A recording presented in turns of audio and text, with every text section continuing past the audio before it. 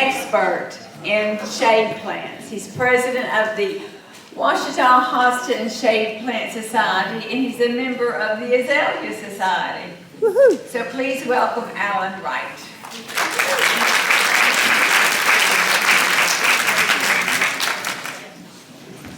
That's why I brought my extra badges. You know, I wanted to establish some credibility right off the top. Should I get it close? Should I get it close up so? Okay, look at that. All right, we got him. Just a little bit more about me. I do come from the Discount Speakers Bureau. I don't know if that's one of our own. Yeah. So anyway. My name's Alan. I've been a master gardener for just about 6 years now, 7, and belonging to the Shade Plant Societies out of necessity because I live in shade, as many of y'all do. So that's what we'll be talking about today is a little bit of shade plants, but mostly we'll be talking about trying to enjoy that darn garden while we're out there. So those are my 2 main topics, a little bit of knowledge and a little bit of enjoyment, all right? So, enjoying your shade garden during all 4 seasons. First thing I wanted to mention was an article out of Time magazine.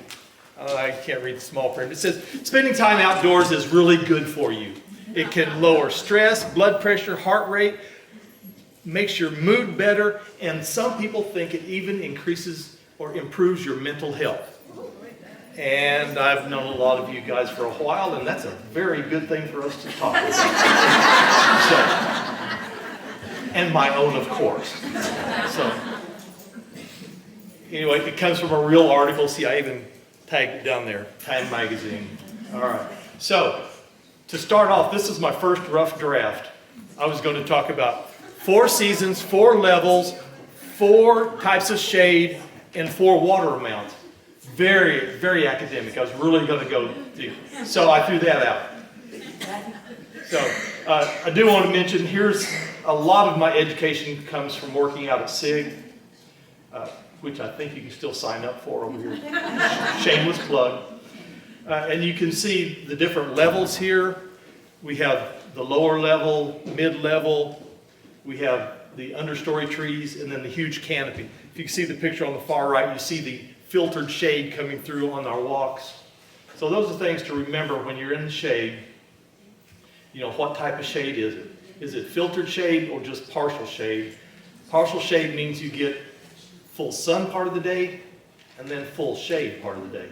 So, and you have to pick your plants accordingly, and we'll talk a little bit more about that. Just some of our lovely workers from the SIG family. Okay, so, let me get this down where I can see it. Oh, great. I broke it. Okay. So, I'm an old management professor, and part of management, of course, is making plans. So, planning is very, very important. So if you don't make a plan, you might as well plan to fail. I don't know exactly what the saying is. So that's why I said, so make your plans early.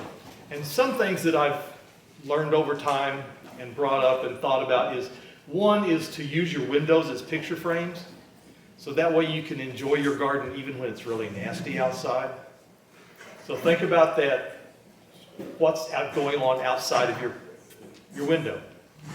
You can use it to enhance things. You can put your bird feeders out there if you want to spread bird flu. You can, sorry, I didn't mean that. You can also put up some screens if your neighbor has an unsightly yard. If your neighbor works in his backyard without his shirt on a lot, you can make sure that you can see the backyard. All right, enough of that sort of stuff. Depends on the neighbor. It all depends. It all depends. Yeah, and the hood. All right. Some other things to think of to plan on. Get a good pair of waterproof shoes for when you're walking around. Most of you go, yeah, you got to have your good garden shoes because you want to get out when there's dew in the summer, and you want to get out when it's raining. So make sure you have good that. According to the Health thing I put up there, it's good to have some sort of exposure to the outside on a daily basis. So you want to make your daily rounds. How many in here do daily rounds around your garden, around your yard? Almost half the hands went up. Yeah, it's almost a necessity, but you also don't want to miss something. You know, sometimes your plants don't bloom for that long. So you want to make sure you catch the bloom when it's at its peak. So, couple other good hints for planting on, find a couple good lawn chairs. Something you can pick up, maybe portable, because as we know in Arkansas, shade moves from place to place from time to time. So you have to make sure you can move to enjoy the shade when it's around. For me, make sure your cushions near the back door. That's where I use towels in case the dews come, so you can wipe your chair off, or if the birds have visited a lot. Make your bug sprays out there for the 7 or 8 months that we have bugs in our resort. You know, have that handy. Those are things that you can plan ahead, and you can enjoy your outdoors a little bit better because of that. Sharon, a couple of months ago, did a good job on creating outdoor rooms to sit in and relax in. So, you know, kind of create and think about planning your outdoor room along your walk, where you can sit, read a book, have a chat, drink a beverage of your choice. And lastly on here for the planning part I wanted to mention was develop a plan for your guided tours. So how many people have people come over to their yard and visit, and you want to show them your garden, right? And so you just do it haphazardly, go from place to place to place. Think about it. Have plans, have paths, have walkways. It makes your trip a lot better around the yard and makes their enjoyment of your yard a little better also. Okay, enough of the planning part. Now let's get into some pictures. Winter that we're just now finally climbing out of, right? Part of December, part of January, or all of January, most of February, that's our part of March, depending on when the frosts come, is our winter. But think about enjoying your garden. Remember that Christmas lights are part of enjoying your garden. So you might as well, in my household, I might as well grow plants to put lights on because I'm going to be putting up Christmas lights. You guys are nodding, okay, you know what I'm talking about. So, plan for it. Might as well give it up. Grow your evergreens, cedar, pine, firs, whatever you have to. Hardscape's very important in the Christmas. During the winter season, you can really see it. How many people have, your piles of rocks? Anybody have trouble getting rocks here? So you can have lots of rocks lining your paths in little groups, or boulders. Okay, Linda. Not just a rock, but so that's part of your hardscape. You can work on that, and you can see it a lot better in the winter. So that's something to think about. Remember placing your bird feeders where you can see them. Look in the winter time for things like the bark and the twigs. Don't ignore it. It's out there. It's very lovely. So pay attention to the little things, the berries, the seed pods, other things that are what you would normally think old brown trees, but they're very beautiful this time of year, the winter time. I mentioned some pansies, violas, kale, cabbage. All these things can grow in the winter time, except for when it's 10 degrees, right? Lots of other evergreens. A lot of the azaleas are evergreen. Most of mine are purple leaf this time of year, so they're really dark. They've changed. The coral bells, how are you supposed to say it? What's a coral? Coral bell? Hochra. Yeah. It's very pretty. And remember, bulbs can be an important part of your winter garden, because how many people have daffodils already blooming? Yeah, see, look at all the hands. So, that's part of winter. So they're already popping. So, and the neat thing about daffodils is you don't have to replant them every year. It's a lazy person's flower. They really are. And they go through their cycle before the oak trees even get their leaves out. So they are good for shade under, deciduous trees. And my favorite part of winter is no bugs. There's just no bugs outside. You can walk and you don't have to go like this as you're walking around. Okay, there's my bird feeder, my hellebores, some pansies. This is my hardscape in the backyard. That's the greenhouse I actually built. My new pergola. which has been turned into a swing set. Yeah, the granddaughters are going to be granddaughters, so. But that's part of your hardscape, the walls, things like that. The chairs right outside the back door, and the lovely snow, because I used my back door for a picture window. That's called a callback. All right. Other things, the Linton Rose, the hellebore, very pretty. They're really coming into their own right about now. How many have hellebores? Yeah, it's almost everybody. That's a real good addition. And they're making some now that don't nod down as much. So look for the newer varieties of hellebores. The arum, anybody have arum? Yeah, it's good and green this time of year. I think this is an Italian variety. I got mine from one of the walking trails, but anyway. And then, anybody here from the city? No, okay, I'm good. And then crocus is a good early bulb, probably the earliest bulb. Other things, spring, that's our favorite time, right? Everything's spring. So daffodils come in early and late varieties, so they're always out there. One of my favorites from out at the Southern Inspiration Garden at Garland Gardens is something called a Fothergilla.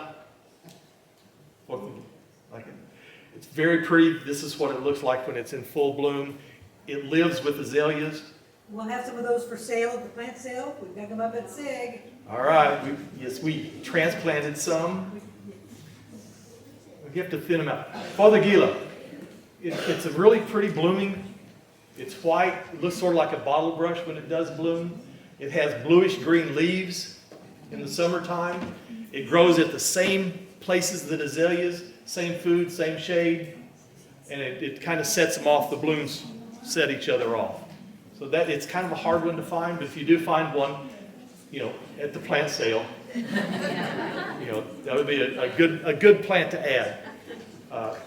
It has probably 4-season variety too, because the twigs on it kind of curl and twist neat. It's also called a witch alder, if that name means anything. Azaleas, one of my favorites.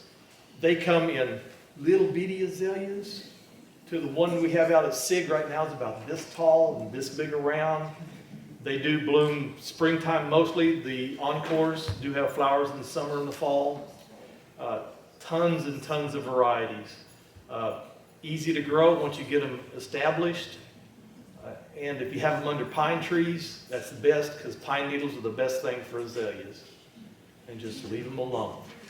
They're really very dependable usually. That's my native azalea on the far left up there. It's deciduous. It drops its leaves in the winter. That's the bright bloom. It's fragrant, where the Japanese azaleas are not. So native azaleas is something you might want to add if you want to add something new and different. Sometimes they're called wild honeysuckle. Sometimes they've been referred to as that, or honeysuckle bush. But it's a deciduous azalea, treated just like other azaleas. Same water, same everything. The middle picture, I took this little trip to the Netherlands. They have this fancy tulip thing over there. They're pretty good at it. But I just wanted to show you how they're planting in that area. They plant their hyacinths, their tulips, their daffodils in drifts, interplanting with each other. Very attractive the way they do it. And just right out in the middle of the yard. And all these are under big tall trees also. So, and then on the far right is my columbine. Columbine is very good for your shade garden. So if you don't have a columbine, that's something you might want to add. They come in hundreds of different colors. The native one is blue. Usually, this is one of the improved cultivars. So columbine is an excellent flower. There's the Fothergilla with the. It's really pretty. The middle one happens to be my granddaughter. She's showing off an azalea that I had in magnolia that I tried to transplant and it didn't make. And then another different kind of daffodils out there, more the wild, fragrant types. So some daffodils actually have fragrance also. So there's lots and lots of different varieties out there. That's Emerson, by the way. Have to give her full credit. Okay, moving into summer, where it's nice and hot. This is when the shade plants that we think about a lot is the hosta. You know, the hosta likes dappled shade all the time, really doesn't like sun, really hates sun in August and September. It's when it sort of fades away. There are over 6,000 different varietals of hosta. From the mouse ears, y'all seen the mouse ears? You know, they're about this tall. They're cute. Usually, they're started out as blue, but now they're in, you know, multiple colors. Into Empress Wu, I think is the name of the largest hosta, and she's about a 6-footer. You know, and they go in every stage in between. They're really doing good stuff with the scapes or the flower stems now. So hosta flowers for the newest varieties are very colorful. They're sending out more colors, not just whiter lilac, but also more fragrances. So the hosta varietals are very different. They have purple stemmed ones, red stemmed ones, dotted ones. You know, so the number of hostas. So don't just think hosta, you know, green hosta or green hosta with white leaf around it. You know, those are the two favorite ones. But now, see, I've got a blue one, a gold one. Gold is one of the good popular colors right now. So lots of different choices out there. Another in early summer, late spring, of course, is hydrangeas, which really love water. Hydra. You know, so this is your old Macrophylla, mophead, probably Nico blue picture there. These are also coming in many different varieties, but the colors are changing. They're solid purple. They start out blue and go to purple. They start out pink and go to blue. You know, so they don't just come one way or the other. They do depend upon your soil acidity for some of the colors, but other colors are more fixed. So lots of different varieties of hydrangea. I really like those because they're big. They can really fill a space in a short amount of time. They do look horrible in the wintertime, though. This is an arborvitae fern on the left up there. It's a ground cover that's really good for the shade. Don't forget your shade-loving ground covers, ajuga. This is arborvitae fern is what they call it, which is, it's neither an arborvitae nor a fern, but it's a good ground cover. Excellent broad coverage. Pachysandra, creeping jenny, you know, lots of different ground covers to that bottom level. They grow good around the edges of your hostas. Ferns. Why do we like ferns? The deer don't mess with The it. deer don't like them. Ferns, the same way, are coming. We originally think, you know, roadside ferns or Christmas ferns, and that's about all we think of. There's holly ferns that are green all year round. Autumn ferns, which start off on cinnamon ferns, which send a spike out that looks like a cinnamon stick. They come from really huge to the Japanese fern, the painted ferns. Your favorite? Some of my favorites. Japanese painted your favorite? Mm-hmm. And then one I've got to try is called a ghost fern, which is supposed to be white, which I'm really interested in trying. I haven't found one yet, but it's very white and shimmery, which would really be neat. And don't forget about the old standard impatiens. You can see a little picture down there at the bottom of them. Impatiens are good for the shade. They're good to really set off the hostas and ferns and azaleas. So, anytime. Your question? It said on the bottom right corner. This one, Yeah, what is that? a type of fern. I'm sorry, I don't know exactly what it is. Do you have an answer? Yeah, a couple of questions combined. One, I found houses to be pretty darn expensive. And second, the ones that you're showing here that are so beautiful, where can we obtain them? Oh, there is another plant sale, shameless plug, the Hospice Society is selling hostas at the plant sale. The best way to get hostas though, I think Star was talking about that earlier, is have a neighbor with some hostas. So if you have a neighbor with hostas, because hostas do not suffer when they're split, so if you can find a neighbor with hostas, that's the best way to get some at a good price. I'm serious, I hardly ever buy plants because I like starts and sharing. So, because they are very expensive. When do you recommend splitting your houses? When do we split hostas? Early in the spring. As soon as they show that they're starting, is a good time to split our hostas. Hosta Bob came and spoke to our club, the Washita Hosta and Shade Plant Society, which meets March 15th at 9:30 in the Garland County Library. That's March 15th in case nobody got that. Yeah, he's at the library in the auditorium. He said that hostas, which sometimes we split them too early, the hostas like to be crowded a little bit. They don't mind being crowded. So when you split your hostas, don't split them too early. You'll let them get really crowded before you want to split them out.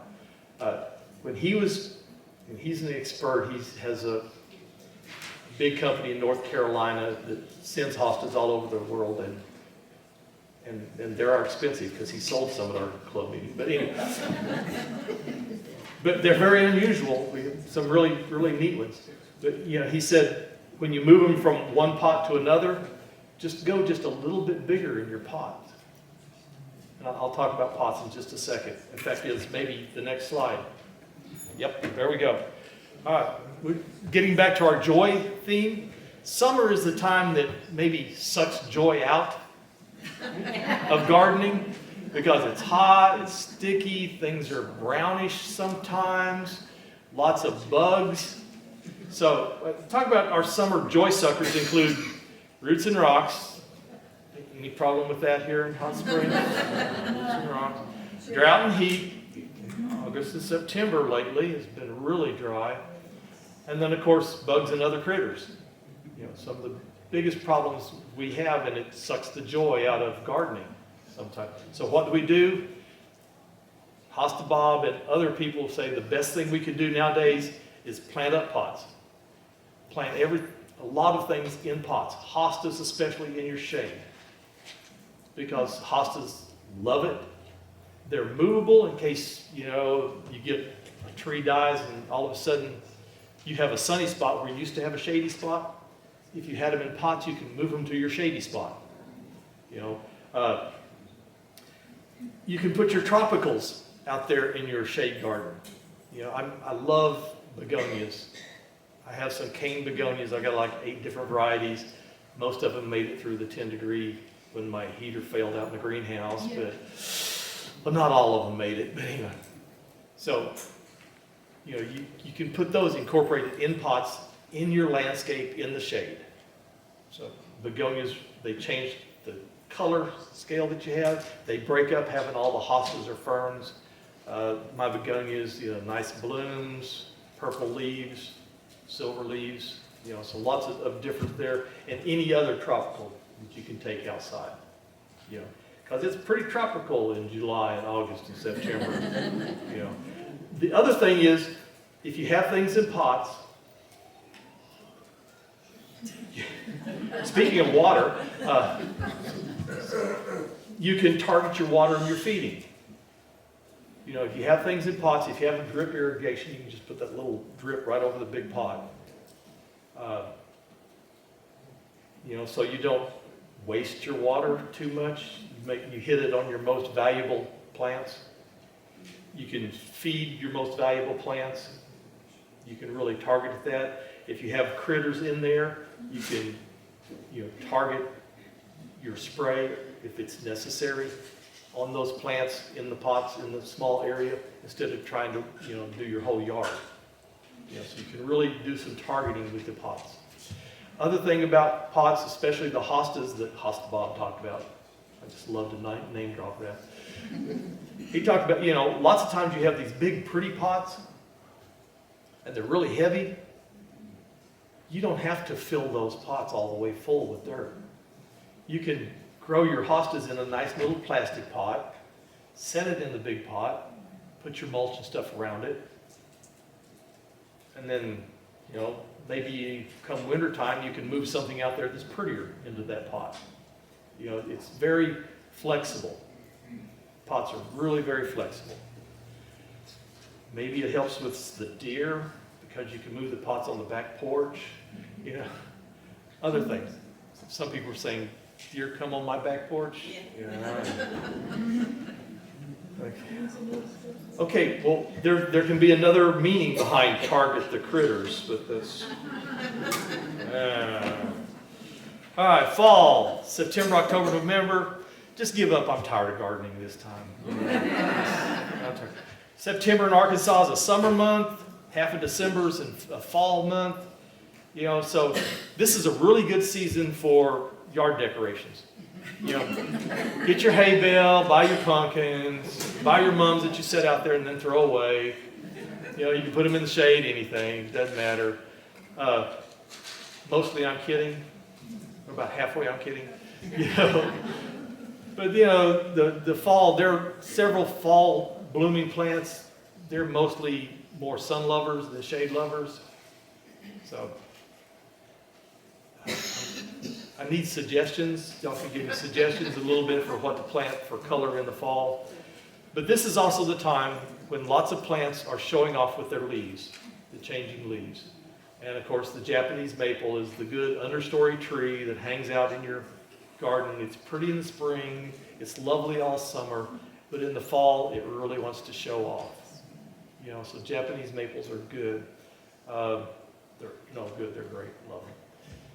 I don't know, what else would you put out there in the shade? Let's see. Camellias. Camellias have winter color. Not springs lately, but they're really, really pretty. Caladiums, the bulbs, caladiums. Excellent. And they will last usually until the drought gets them in September and October. So they'll last a long time. Caladiums are a good choice. I said impatiens. One other thing for pots. In the late summer and early spring, you can put lettuce, leaf lettuce, in a pot amongst your flowers. They're pretty red and green and lime. And then you can also go out there and clip it for your sandwiches. So lettuce makes really pretty and tastes much better than kale. Just personal preference. I did have some red mustard a couple years ago that was really nice. And they make an excellent sandwich addition. Little red mustard. Personal taste, sorry. Okay.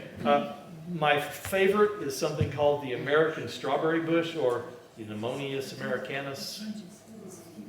I push it all the time. This is really neat for fall because it has a really interesting seed bud on it. That's what they say looks like a strawberry, but then it pops out and has these orangey seeds in it that hang down. It's also called hearts of bursting for a reason. So if you can find one of these, very interesting. The leaves are bright yellow in the fall, and then all winter the twigs stay green. So they're that bright green twigs for the winter time.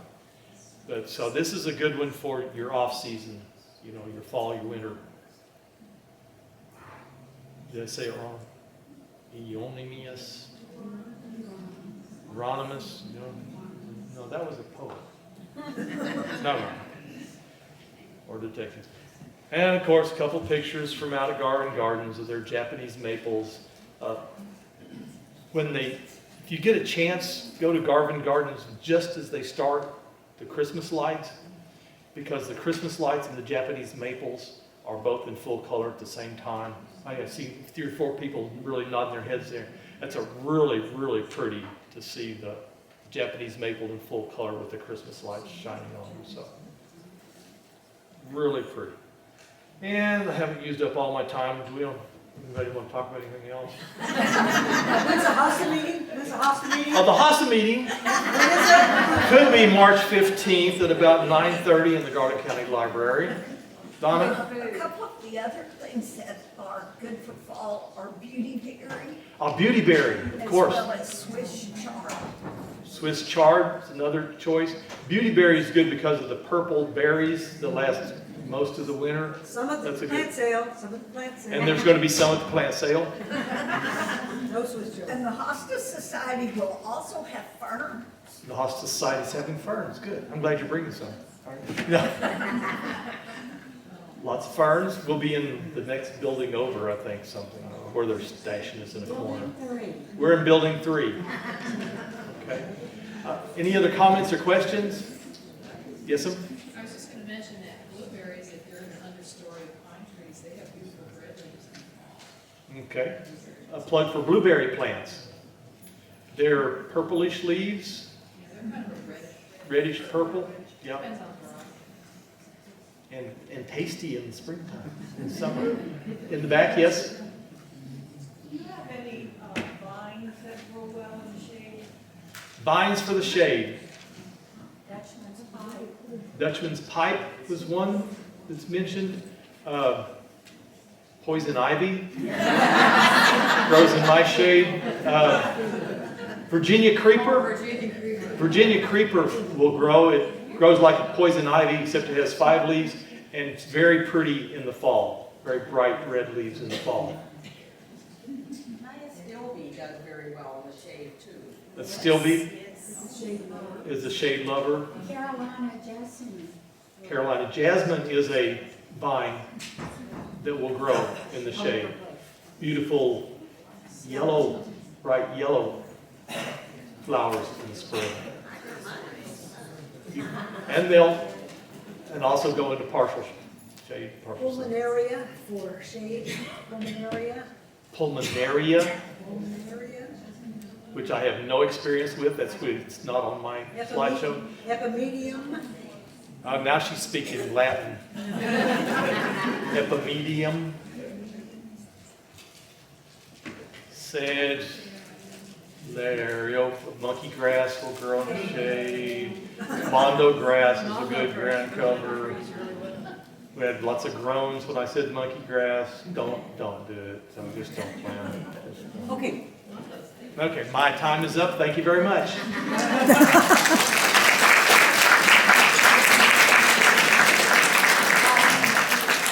Thank you very much. Thank you. It's not a bottle.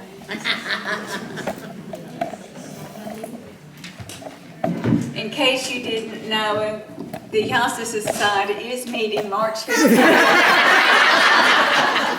And they will have class at the plant sale. So, we will start with our secretary, Marcia Oliver. Thank you, Tricia. The minutes of the general meeting in January and the executive meeting in February have been published in the newsletter. Are there any additions or corrections? If not, then they will be published as written. Thank you. And our previous treasurer had to resign for personal reasons. And Cheryl Beauport was nice enough to volunteer. Give her a hand, give her a hand. And she is still taking money for the March luncheon. So membership, Lynn Johnson. Okay, I'm very proud that we have 100 people here today. And I forgot my guest list. Would my guest please help me? You know who you are. Yes. Katie's sister is joining us. And Linda is here. So, we're glad to have y'all here, and we have a few of our online members here. We hope you'll get your badge next week. All right, and we also have 1,855 working hours and 624 education hours. So, and I heard a little birdie say that they're downloading hours tomorrow. So if you're not doing anything tonight, it'd be a good time to catch up on your hours. Okay, and our first Vice President, Elaine Sichter, couldn't be here. So Gail McClure.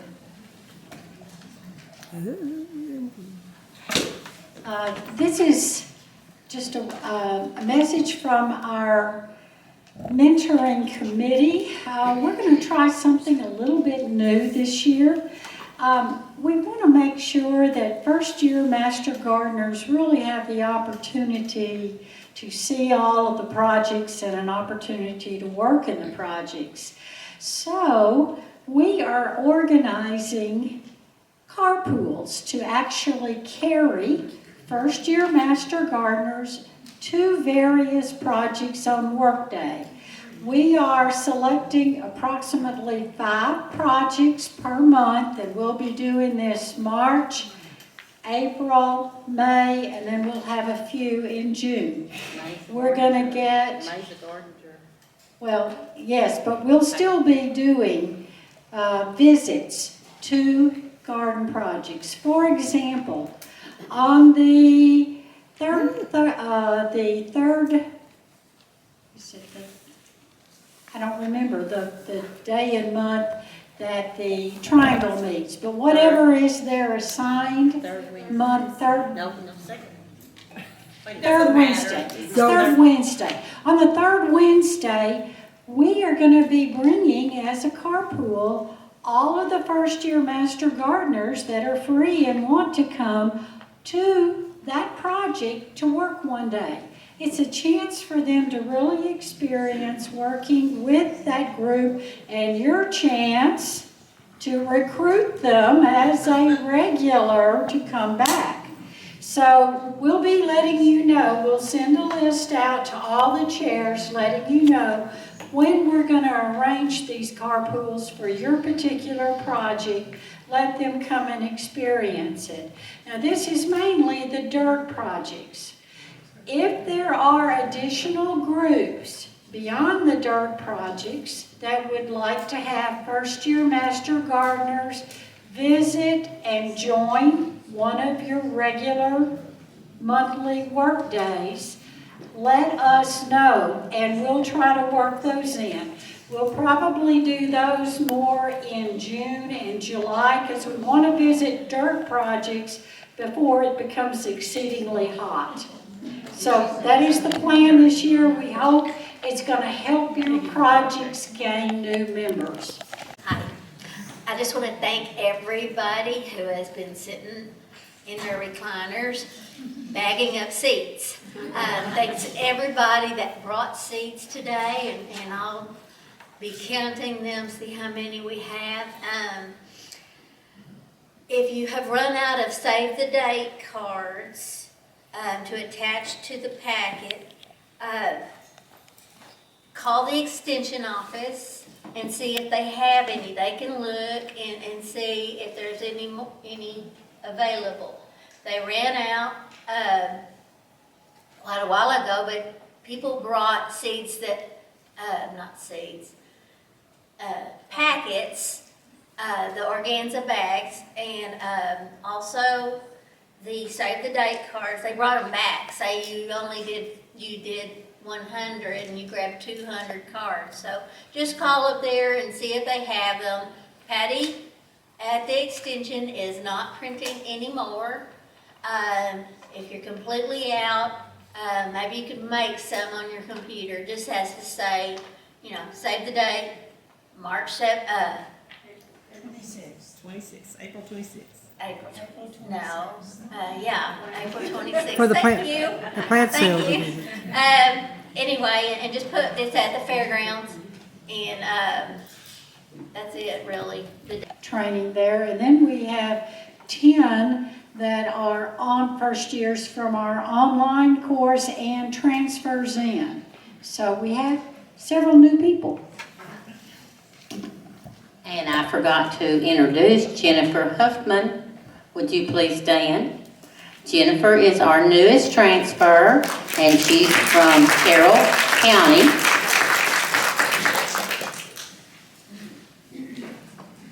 Okay,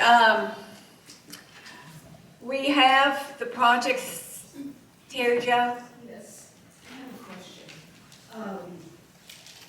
Regarding the training sessions, we received an email about lunch and only being able to come to the afternoon session if we had not purchased a meal ticket. And I'm just wondering, I don't know the reason behind that. That is an extension office rule. We have no flexibility in that.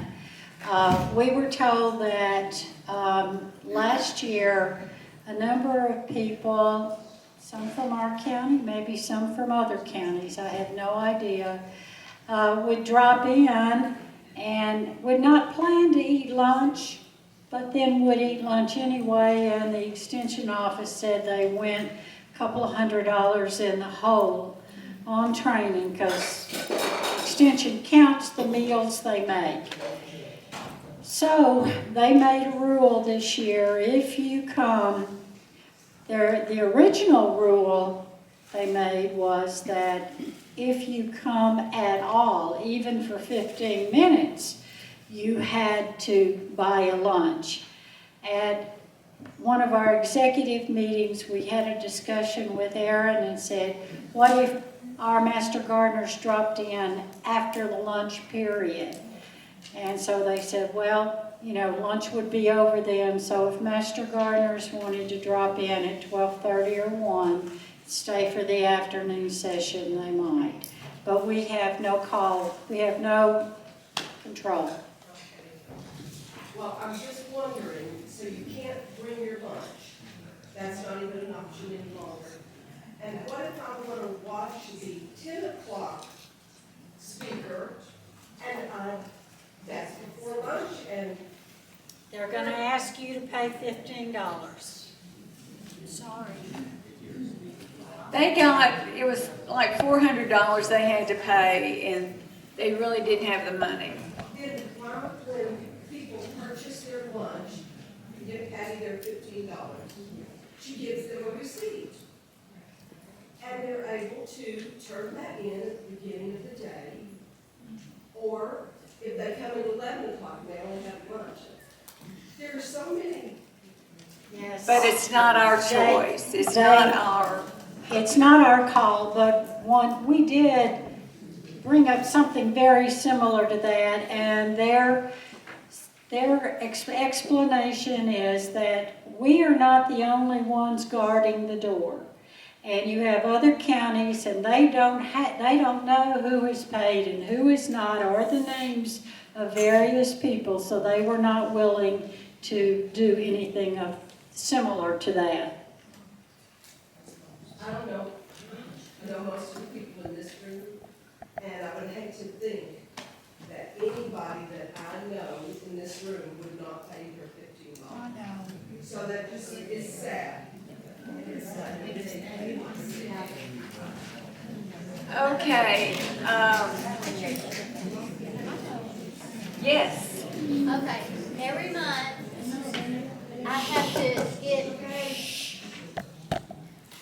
I have to get permission on how many handouts and things that I have printed. I have to have somebody to print them for me, and I have to go pick them up. Who's in charge of that? Am I getting permission from Patty? Or who? I need to know who's in charge. What? Patty. Really? Well, okay. I think this should be a discussion outside of the meeting, but Yeah, because I'd want to find out some background and all that good stuff. But we can discuss it right after here. Because when you say get permission, I'm not really sure what you Get mean. permission to get copies of the U of A information sheets. So you're just asking Patty, please print 50 of these? Or, I mean, what are you talking about? When Aaron was there, I had to go through him Okay, because I wasn't going through Patty at all. I okay. was going through, I just want to know who is our Okay, agent. just ask me until Aaron comes back, ask me, and I'll, Okay, It'll be back next week. Yeah. next week? Oh. I thought it was a 4-month leave. 4 weeks. All right. Never mind. 2 weeks, actually. Never mind. So we're talking about project sign up. The online sign up was sent about 2 weeks ago. So they've printed out everybody who has signed up. So check the projects that you did sign up for, see if your name's on there. And they're blank spaces, so if you want to sign up for other projects, go for it. All right, new business. We talk about it. Here's the plant sale coming up.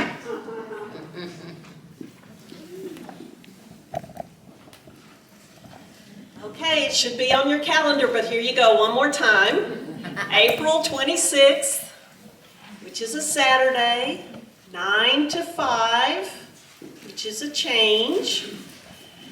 But since it's a one-day sale, we're staying all day.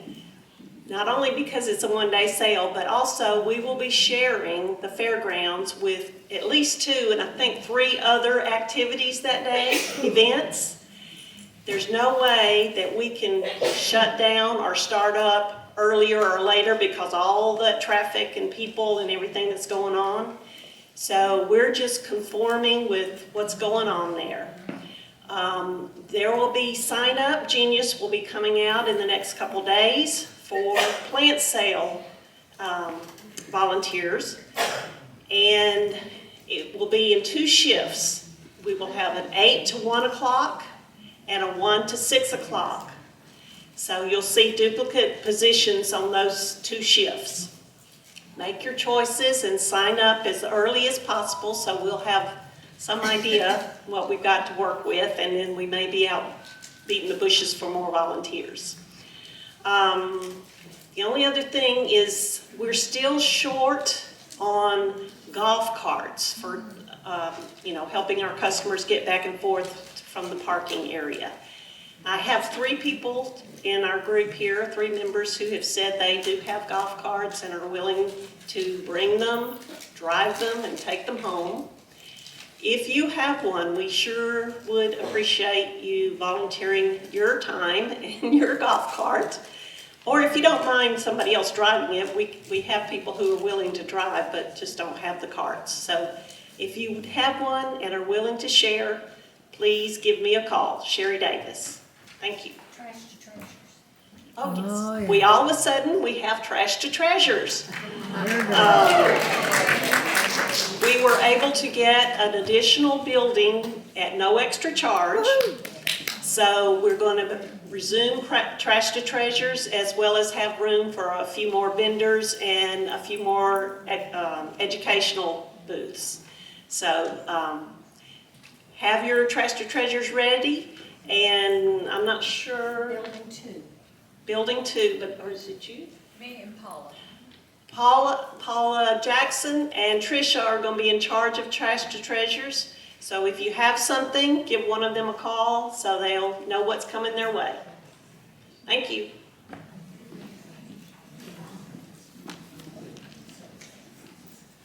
Yes, ma'am. We just had a question. Is setup going to be on the 25th? When is set up? 24th, On the 24th. whatever. So let's talk about our March luncheon when we will greet our new master gardeners. Are y'all gonna talk about it, Linda? We're just, we've got our master gardener. Linda, I call it graduation. up here. It's Harvey.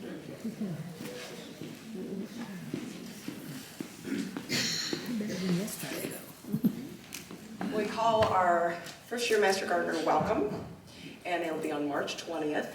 We're going to have a Mardi Gras theme, and we're asking that you pay for your ticket in advance so that we can give a good count to the Elks Club so they know how much food to prepare. Marcia Dobbs, I don't think she's here, but she has volunteered to make king cakes for us.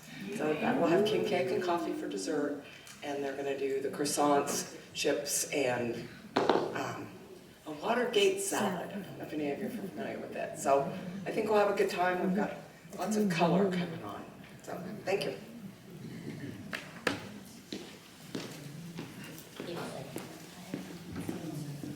All right, Diane Arrington is going to talk to us about advanced training that everybody can do now, right? Yes. Yeah. I hope that you all picked up the little flyer that was out front for you, the little information sheet. I'm not going to read all this because you can read yourself, but I will read my little poem. Mary, Mary, quite visionary, how does the master gardener grow? With work hours accumulated, friends assimilated, and education classes all in a row. I refuse to say Mary, Mary, quite contrary, because I do not see us as a contrary group. None of us want to be a part of that, but I do see us all as visionaries. And as visionaries, we learn and we grow together, right? We learn together when we're working those dirt projects. We learn together when we sit with each other at all those education classes. And that's kind of what I want to make you aware of is some of the education. When we did our new Master Gardener training, it was like, I know when I did it, I felt like I was cramming 4 years of high school into 40 hours of education. And I thought, wow, that must be all there is to learn. No, that was just the beginning. So then that's like high school. Then we moved on to our education classes that we take regularly, our continuing education, if you will. And that's kind of like your undergraduate college classes, so you just learn a little more. And then you take another step and you do your master's class. And that's where County 76 Advanced Training comes in. So now with advanced training, does everybody know what County 76 is? Probably you do. I hope you do. I'm not seeing a lot of head shake. If you are a member of County 76 in this room, will you stand up or raise your hand or something? I mean, I want you to see how we're represented. We really have a good, Lynn, we have a lot, Heidi over there, where Marty wasn't able to stay, but she's involved. We really have a good Garland County representation. I'm so proud of that. We have 2 of your Garland County members are actually on the board, so we really do speak for you all. We try to when we're there. With advanced training, it's one of the 4 projects that County 76 has, and I'm too short for this, I think. But with it, I'm trying to stand on my tiptoes. With advanced training, we now anybody can take those classes. Even they are in good standing. Yeah, you have to be in good standing as a master gardener in your county. You're right. Thank you, Lynn. And even the new master gardeners can take it once they have their 40 hours of work hours and their 20 hours of education that first year.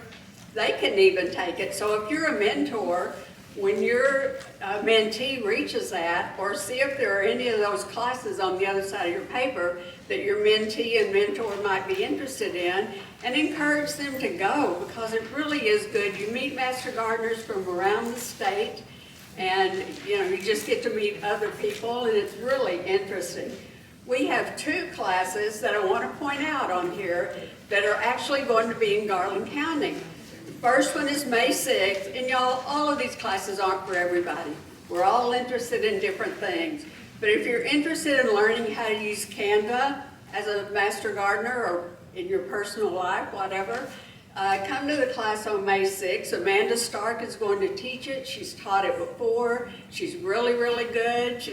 She works for the Extension Office in Prairie County, so she's not charging us anything for the class. It'll be a free class. A lot of the advanced training classes, I will say, they do cost money because they bring in big-time speakers a lot of times, but this one does not. Canva is an online graphic program. You can use it for making posters for your classes or your projects or, you know, whatever you want to do, but you can also use Canva to lay out your flower beds. I've talked to several people recently who say, oh yeah, I use Canva to lay out my flower bed. I thought, wow, that sounds interesting. And then the other one is October 17th. That's also going to be here. Heidi Haskins and Marty Lynch and I have arranged for that one. We're kind of doing all the stuff you have to do for it. But it's going to be at the Garland County Fairgrounds in the EHC building, so we'll have lunch there, of course. Be from 9 to 2:30. We've got some great speakers that'll be there, presenters. So I hope that you all will consider taking part of advanced training. It really is good. And we'd love to have you join us at a County 76 meeting sometime. Yes? How do you sign up for these? How do you sign up for the classes? Julie Treat will send it out on Constant Contact, and when you see it, sign up for it then. She usually does it, I think it's like a month to 6 weeks prior to the class. Some of the classes, there's a limited number available, so you want to sign up as soon as you see it. What is garden school? Well, we partnered with the garden school. Does anybody really have an answer for that? It's like a nationwide thing. It's not a Master Gardener program, but it's a different kind of garden. Garden Clubs of America. Yeah. Garden Clubs of America is who that is. And they have a test that they take after the class, and you don't have to take it. Yeah, that's correct. You don't have to take the test. You can if you want to. But you're learning about what? You're learning about gardens? Yeah, no, about more gardening, whatever. They have different speakers and they'll speak on different things. I've gone to the first two and they were really, really good. It's a drive because they're in like Crittenden County, so it's usually either 1 year it was in West Memphis and another year it was in Marion. But it's really worth it. Really, really good training. Yeah, Cheryl, the Volkerts have gone and the sisters, they've gone before. It really is good. Any other questions? Yes? There you go. Now you Well, if you have any others, ask me or Heidi or Marty or any of these that go to County 76. Thank you.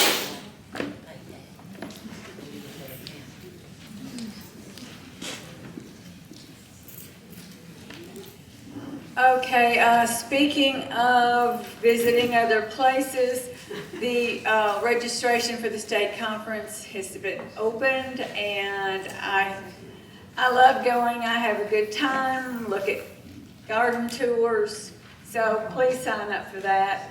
And if you have not signed up for the luncheon and you change your mind, call Patty so we can get a good count.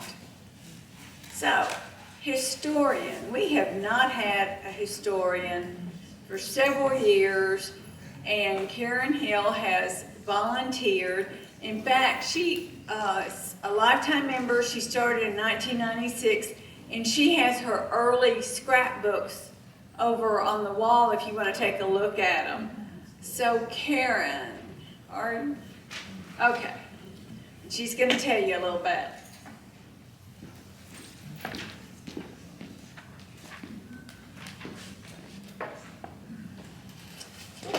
Hi, everybody.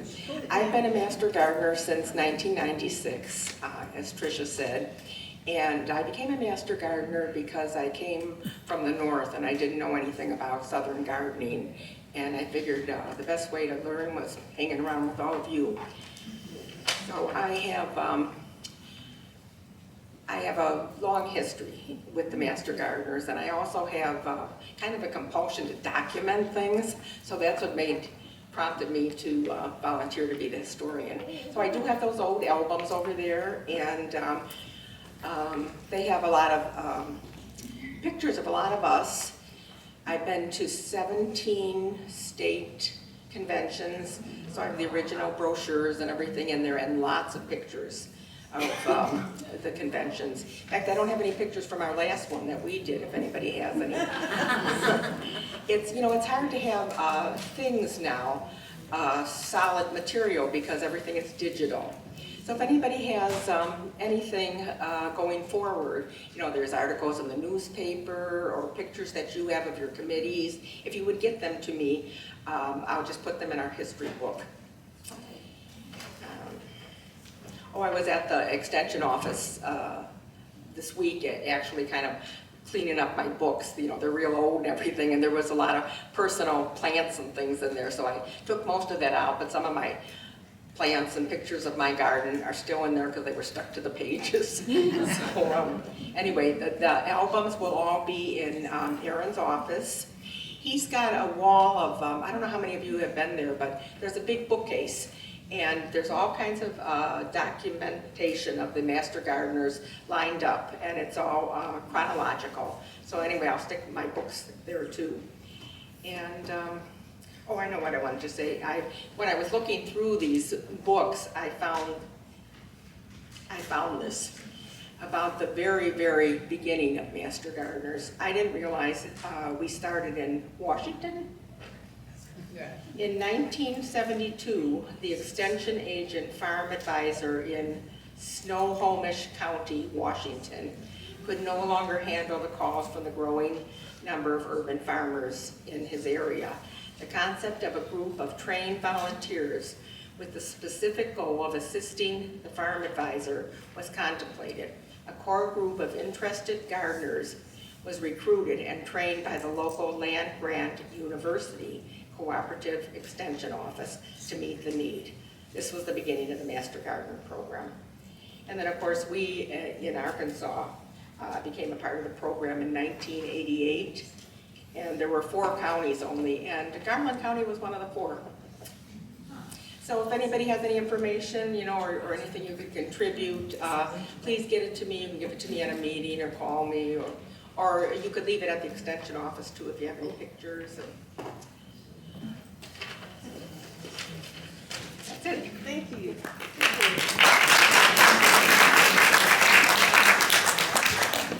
I'm excited about Karen doing scrapbooks. You know, it'd be wonderful to take it to know a master or ask a master gardener. Just lots of places that we can open up and show people what we do. Okay, I'm returning 60 cards, save the date cards if anybody wants it. I thought this ticket was for a drawing. No, this is a lunch ticket, I was told. So we got, save it for March. Put it in your wallet.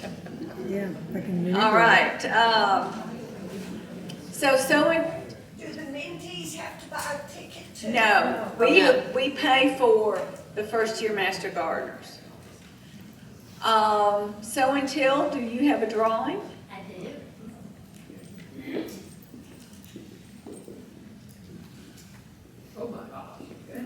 This month, it was started on Valentine's, so you probably need to get out and use this.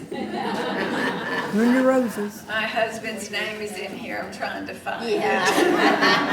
It'd be funny if it did. Unfortunately, Pam McNatt, she's the October Master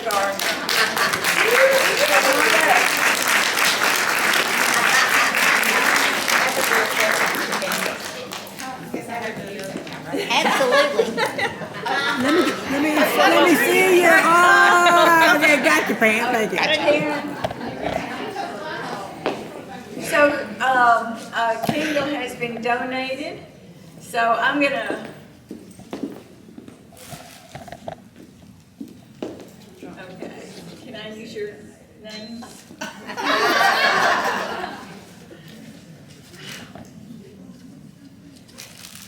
Annette Gibson.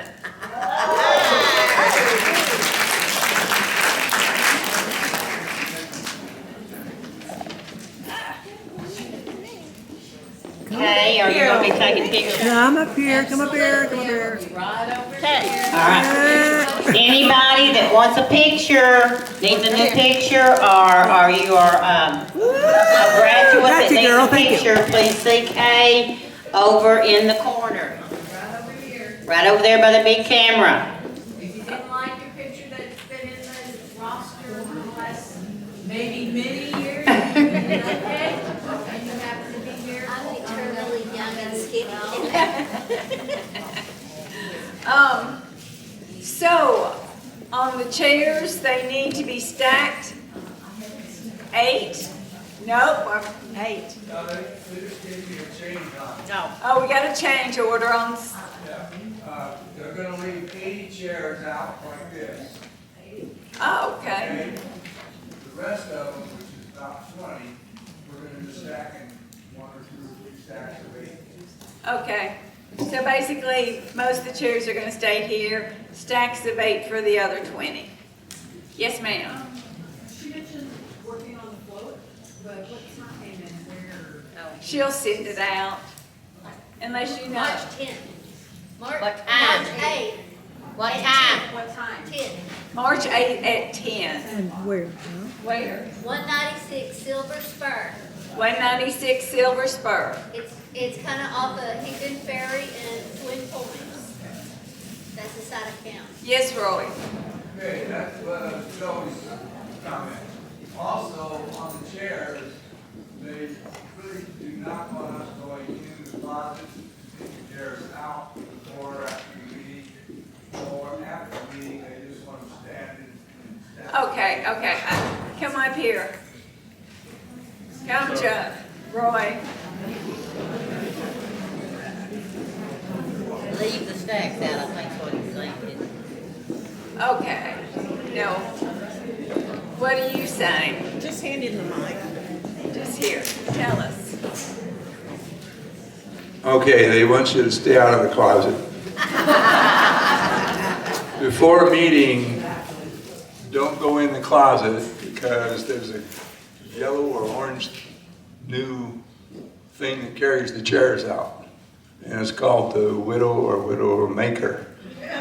Okay? So they don't want us going in that closet. They're stacking the chairs in there a certain way now and tables.